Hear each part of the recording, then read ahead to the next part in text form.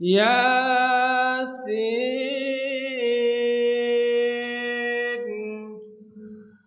والقرآن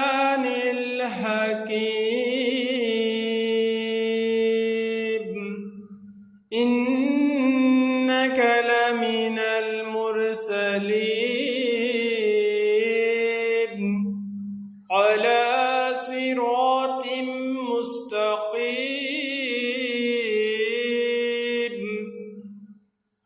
تنزيل العزيز الرحيم لتنذر قوما ما أنذر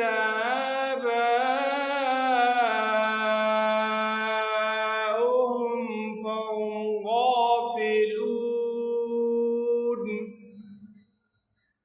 لقد حق القول على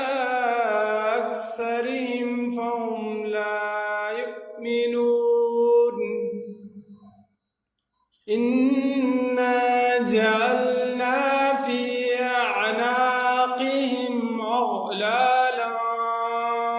فهي إلى الأذقان فهم مقمحون وجعلنا من بين أيديهم سدا